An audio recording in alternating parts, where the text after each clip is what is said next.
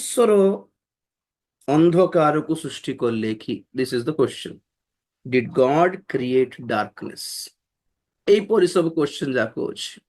ଦେଖନ୍ତୁ କେତେଟା ବିଷୟ ସୃଷ୍ଟି କରିବା ଦରକାର ନାହିଁ। ସମ୍ ଆର୍ self existent, co-existent and eternally existent। କେମିତି କହିବି ଓଡ଼ିଆରେ ବୋଲି କହିଲେ, ଦେଖନ୍ତୁ ଫର ଏକ୍ସାମ୍ପଲ, ହଁ ବୋଲି କହିଲେ ତାର ବିପରୀତ ନ ବୋଲିବାଟା ଅଛି କି ନା ନା ତାକୁ କ୍ୟାନସଲ କରିଦେଇ ହେବ କି? କୁହନ୍ତୁ ତ।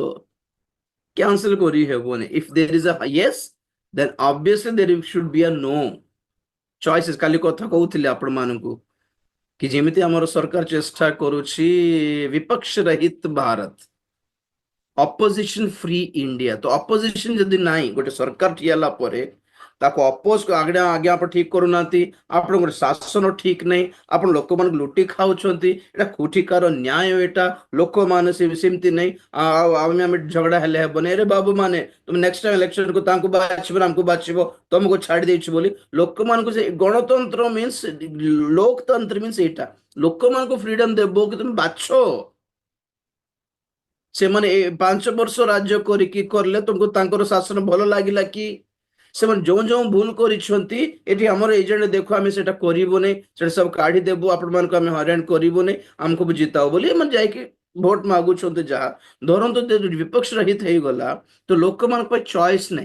जेतले चॉइस नै then there will be no voting, नहीं? तो दिस इज कंप्लीटली रॉन्ग। से गण लोकतंत्र नथिबाटा लोक मान पय बहुत विपद फ्यूचर एटा। ठीक सही प्रकार देयर शुड जेमिति देयर शुड बी अ विपक्ष, सेमिति सत्य सामना रे असत्य बोलिबाटा it is self existent and coexistent and eternally exist. जेते दिन पर्यंत सत्य रहिबो से पर्यंत असत्य भी थिबो ही आज्ञा कोठी ना कोठी। भल अच्छी बोल कहले मंद भी थिबो ही कोठी ना कोठी। तो धरंतु आपण माने कि ए सब सृष्टि हेबा पूर्वरु देयर वाज गॉड। वाज काहे कहूछि माने पुरातन कालर कथा कहूछि, जेहेतु किए नथिले सेते बेले आदम सृष्टि हे नथिला, दूत माने भी सृष्टि हे नथिले, ईश्वर एकला थिले। So who is God and who what is God? धरंतु समस्त उत्तमतार एक आकर अटंती परमेश्वर। कोड स्टार्ट करिबा, परमेश्वर अटंती ज्योति। तो ज्योतिर विपरीत कौन? ऑब्वियसली अंधकार। तो अंधकार थिला कोठी की? जिम द्वारा कि हमें डिफाइन करि पारिबु, डिफरेंशिएट करि पारिबु, डिस्टिंग्विश करि पारिबु ज्योति और आलो ज्योति और अंधकार मध्य रे। जेमिति परमेश्वर अछंती तांकर समस्त गुणन विपरीत गुण भी अंधकार भितरे थिला। परमेश्वर जेहेतु सत्य तो मिथ्या भी अंधकार भितरे थिला। सब अंधकार क्वालिटी एटा सब। परमेश्वर पवित्र तो असुचिता कोठ थिला? अंधकार भितरे ही थिला। परमेश्वर उत्तम मंदता कोठ थिला? अंधकार भितरे थिला। दुष्टता, असुचिता, मिथ्या सब परमेश्वर यदि धार्मिक राइचस तो ऑल अनराइचस, ऑल अधार्मिकता, मूर्खता, ऑल नेगेटिव कैरेक्टर्स अंधकार भितरे थिला। सेति पई कहा जाए कि आलोकर ज्योतिर गोटे सीमा थिला। कहीं पढ़िबे कि आदि पुस्तक सॉरी आयुब पुस्तक। इट्स बहुत कॉम्प्लिकेटेड इश्यूज जे तथापि ट्राई करछ आपण बुझाइबा पई। एटा सब आपण न जानले भी किछ बड़ कथा किछ नै जे तथापि जेहेतु आपण मान टिके भावुछि आपण टिके मैच्योरिटी को आसी छंती बोली टिके परिपक्वता को आसी पारु छंती बोली बुझाउछि, नले मु इग्नोर करिथांती। ଆୟୁବ ପୁସ୍ତକ 38:19-20 ପଢିବ। ଦୀପ୍ତିର ବାସସ୍ଥାନକୁ ପଥ କାହିଁ ଓ ଅନ୍ଧକାରର ସ୍ଥାନ କେଉଁଠାରେ? ତୁମ୍ଭେ କି ତହିଁର ସୀମାକୁ ତାହାକୁ ନେଇପାର ଓ ତହିଁର ଗୃହପଥ କି ଚିହ୍ନିପାର? ବାସ୍ ବାସ୍ ବାସ୍। ଦୀପ୍ତିର ବାସସ୍ଥାନକୁ ପଥ କାହିଁ। ତ ଏଠିରେ ଆମେ ଜାଣିବା ଦରକାର ଦୀପ୍ତି ବି ଥିଲେ, ଯେହେତୁ ପରମେଶ୍ୱର ହି ୱାଜ ଦ ଓନଲି ଲାଇଟ୍। ତ ଇଚ୍ଛା ନ କଲେ ମଧ୍ୟ ଦେର୍ will be a darkness obviously। ତ ଦୀପ୍ତି ଆଉ କଣ ଲେଖାଯାଇଛି? ଦୀପ୍ତିର ବାସସ୍ଥାନର ପଥ କାହିଁ, ଅନ୍ଧକାରର ସ୍ଥାନ କେଉଁଠାରେ, ତୁମ୍ଭେ କି ତହିଁର ସୀମାକୁ ତାହାକୁ ନେଇପାରିବେ। ଏ ୱାର୍ଡଟା ମନେ ରଖନ୍ତୁ, ସୀମା। ଅନ୍ଧକାର ଆଉ ଜ୍ୟୋତି ମଧ୍ୟରେ ଗୋଟେ ସୀମା ଥିଲା। ଆଉ ପରମେଶ୍ୱର କୋଉଠି ରହୁଥିଲେ? ଜ୍ୟୋତିର ବାସସ୍ଥାନ, ଡ୍ୱେଲିଂ ପ୍ଲେସ୍ ଅଫ୍ ଲାଇଟ୍, ଆଲୋକର ବାସସ୍ଥାନ। ମୋ ପଟେ ଦେଖନ୍ତୁ, ତ ଯୋଉଠି ପରମେଶ୍ୱର ଥିଲେ ସେ କେତେ ଦୂର ପର୍ଯ୍ୟନ୍ତ ରଖିଲେ କି? ଗୋଟେ ସୀମା ରଖିଲେ। ଆପଣ ଜାଣିଛନ୍ତି କି ଆମର ନେଟୱାର୍କ ବିଷୟରେ? ଗୋଟେ ଗୋଟେ ଗୋଟେ ଗୋଟେ ଟାୱାରର ନେଟୱାର୍କ କେତେ ଦୂର ପର୍ଯ୍ୟନ୍ତ ଯିବା କଥା ସେତିକି ଦୂର ପର୍ଯ୍ୟନ୍ତ ଯିବ। ଫର ଏକ୍ସାମ୍ପଲ, ଆମେ ଯଦି ଫ୍ଲାଇଟରେ ଯାଉଛୁ, ଆମକୁ ନେଟୱାର୍କ ଧରିବନି। ତଳେ ପୁରା ନେଟୱାର୍କ ଥିଲେ ମଧ୍ୟ network tower tower network network tower ଏତିକି ଥିଲେ ମଧ୍ୟ ତଳେ ଉପରକୁ ଗଲା ବେଳକୁ କେତେକ ସୀମା, ଗୋଟେ ସୀମା ଥିବ, ତାକୁ କ୍ରସ୍ କରିଦେଲା ପରେ ନେଟୱାର୍କ ଆଉ ଧରିବ ନାହିଁ।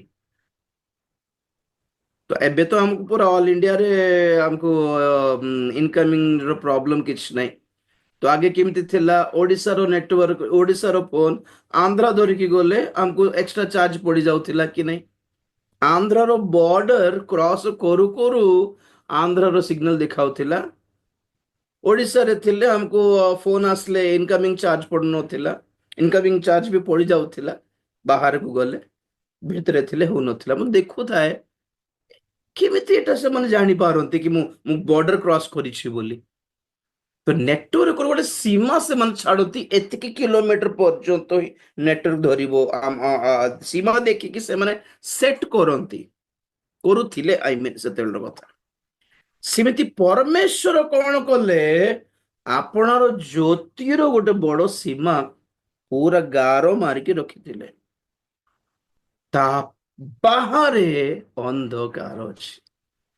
ଆମେ ପ୍ରକାଶିତ ବାକ୍ୟ ପଢିଲା ବେଳେ କଣ ଶୁଣୁଥିଲୁ? ବାହାର ଅନ୍ଧକାର, ପାତାଳର ବହୁତ ଗୁଡାଏ 7 ପ୍ରକାରର ପାତାଳ ଭିତରେ ଆମେ ଲାଷ୍ଟ କୋଟା ପଢିଲୁ, ଆମେ କୋଟା ଶିଖିଲୁ, ମାନେ ବାହାର ଅନ୍ଧକାର, ଆଉଟର ଡାର୍କନେସ୍। ପଢିଥିବ ସେଇଟା କୋଉଠି? ପ୍ରକାଶିତ 22:15 ଆଉ ମାଥ୍ୟୁ 22:13 କି? ପ୍ରକାଶିତ 22:15। କୁକୁରମାନେ, ମାୟାବୀ, ବ୍ୟଭିଚାରୀ, ନରଘାତକ, ପ୍ରତିମା ପୂଜକ, ପୁଣି ମିଥ୍ୟାପ୍ରିୟ ଓ ମିଥ୍ୟାଚାରୀମାନେ ବାହାରେ ରହିବେ। ବାସ୍, 22:13 ମାଥ୍ୟୁ। ସେଥିରେ ରାଜା ପରିଚାରକମାନଙ୍କୁ କହିଲେ, ଏହାର ହାତ ଗୋଡ଼ ବାନ୍ଧି ଏହାକୁ ବାହାର ଅନ୍ଧାରରେ ପକାଇ ଦିଅ। ସେଠାରେ ରୋଦନ ଓ ଦନ୍ତର କିଳିମିଳି ହେବ। ବାସ୍ ବାସ୍ ବାସ୍ ବାସ୍, ସେଇଟା ବି ଗୋଟେ ଟାଇପର ପାତାଳକା, ଯୋଉଠିକି ଦନ୍ତର କିଡିମିଡି ଥିବ। ଅଗ୍ନିକୁଣ୍ଡ ନୁହେଁ ଯୋଉଠିକି ମାନେ ଜଳିବେ ବୋଲି ଲେଖା ହେଇନି ଏଠି। ମାନେ ଏମିତି କୋଉ ଜାଗାରେ ଥିଲେ କି? ନା ପାତାଳ କୁଣ୍ଡରେ ପଡିଛନ୍ତି, ନା ଅଗ୍ନିମୟ ହ୍ରଦରେ ପଡିଛନ୍ତି। ଏମାନେ କୋଉଠି ରଖାଗଲା? କୋଉଠି ଫିଙ୍ଗି ଦିଆଗଲା? ମାନେ ଆଉଟସାଇଡ ଇନ ଦ ଡାର୍କନେସ୍। ବାହାରେ ବାହାରେ ରହି ନାହିଁ ଗେଲ। ମାନେ ଗୋଟେ କଥା, ଗୋଟେ ଗୋଟେ ଗୋଟେ ଟାଇପରେ କହିଲେ, ନା ସ୍ୱର୍ଗ ଗଏ ନା ନରକ ଗଏ ବୋଲିଲା ପରେ କୋଉଠି ଅଛନ୍ତି ବୋଲେ ପାହାଡେ ବୁଲୁଛନ୍ତି କି ଭୂତ ମାନଙ୍କୁ ପରି ବୋଲିଲା ପରେ ବାହାରେ ଥିବେ, ମାନେ ଯୋଉଠି ଅନ୍ଧକାର ଅଛି। ଇଏ ଜିହୁଦାଙ୍କ ପତ୍ରରେ ଦେଖ, ଆଉ ଗୋଟେ ଇଣ୍ଟରେଷ୍ଟିଂ ୱାର୍ଡ ଥିବ ସେଠି। ମୋର ବହୁତ ପୁରୁଣା ମେସେଜ ଥିବ କଣ ଅଧର୍ମତାର ନିଗୂଢ ତତ୍ତ୍ୱ ବୋଲି ଥିବ, ଦିଟା ପାର୍ଟ, ସେଥିରେ ସବୁ କହିଛି। ୟହୁଦାଙ୍କ ପତ୍ର 6 ପଦ। ପୁଣି ଯେଉଁ ଦୂତମାନେ ଆପଣା ଆପଣା ଉଚ୍ଚ ପଦ ନ ରଖି ନିଜ ନିଜ ବାସସ୍ଥାନ ପରିତ୍ୟାଗ କଲେ, ସେମାନଙ୍କୁ ସେ ମହାବିଚାର ଦିନ ପର୍ଯ୍ୟନ୍ତ ଚିରସ୍ଥାୟୀ ବନ୍ଧନରେ ଆବଦ୍ଧ କରି ଅନ୍ଧକାରମୟ ସ୍ଥାନରେ ରଖିଅଛନ୍ତି। ବାସ୍, ଚିରସ୍ଥାୟୀ ବନ୍ଧନ ଆଉ ଅନ୍ଧକାରରେ ରଖିଦେଇଛନ୍ତି। ଇଂଲିଶରେ ଇଟର୍ନାଲ ଚେନ୍ସ ଅଫ ଡାର୍କନେସ୍ ବୋଲି ଲେଖା ଅଛି। ମାନେ ସେ ଜଞ୍ଜିର ବି ଅନନ୍ତ କାଳ, ଆଉ ସେ ଅନ୍ଧକାର ବି ଅନନ୍ତ କାଳ। ଆମେ ଆମେ ସ୍ୱର୍ଗ ଗଲା ପରେ ଆମେ ଜାଣିଛୁ ଅଗ୍ନିମୟ ହ୍ରଦ ବୋଲି ଯଦି ଲେଖା ଅଛି ପ୍ରକାଶିତ 22 ପ୍ରକାଶିତ 21 ନାଇଁ 20 ର 10 ପଢନ୍ତୁ। ଶୈତାନକୁ ସେ ଭିତରେ ପକାଇ ଦିଆଯିବ। ଯେଉଁ ଦିଆବଳ ସେମାନଙ୍କୁ ଭ୍ରାନ୍ତ କରିଥିଲା, ତାହାକୁ ଅଗ୍ନି ଓ ଗନ୍ଧକମୟ ହ୍ରଦରେ ନିକ୍ଷେପ କରାଗଲା। ସେଠାରେ ସେହି ପଶୁ ଓ ଭଣ୍ଡ ଭାବବାଦୀ ମଧ୍ୟ ଅଛନ୍ତି। ପୁଣି ସେମାନେ ଦିବାରାତ୍ର ଯୁଗେ ଯୁଗେ ଯନ୍ତ୍ରଣା ଭୋଗ କରିବେ। ବାସ୍ ବାସ୍, ଏ ୱାର୍ଡ ଦେଖନ୍ତୁ, ଦିବାରାତ୍ର ଯୁଗେ ଯୁଗେ ଯନ୍ତ୍ରଣା। ହ୍ୱାଟ ଇଜ ଏ ଯୁଗେ ଯୁଗେ ମିନ୍ସ ହ୍ୱାଟ? ମାନେ ସେ ଅଗ୍ନିମୟ ହ୍ରଦ, ଏଇ ଭଣ୍ଡ ଖ୍ରୀଷ୍ଟ, ଏଇ ଭଣ୍ଡ ଭାବବାଦୀ, ଆଉ ଇଏ ପ୍ରକାଣ୍ଡ ସର୍ପ ଯେ କି ଦିଆବଳ ଶୈତାନ, ଆଉ ତାର ସପକ୍ଷ ମାନେ ସେ 666 ମୁଦ୍ରା ନେଇଥିବା ଲୋକମାନେ, ଏସବୁ ଦୁଷ୍ଟ ପାପୀ ମାନେ, ଏମାନେ ସମସ୍ତେ ସେ ଭିତରେ କେତେ ଦିନ ପର୍ଯ୍ୟନ୍ତ ରହିବେ? ପୁଣି ଯୁଗ ଯୁଗ ପର୍ଯ୍ୟନ୍ତ ଯନ୍ତ୍ରଣା ପାଇବେ।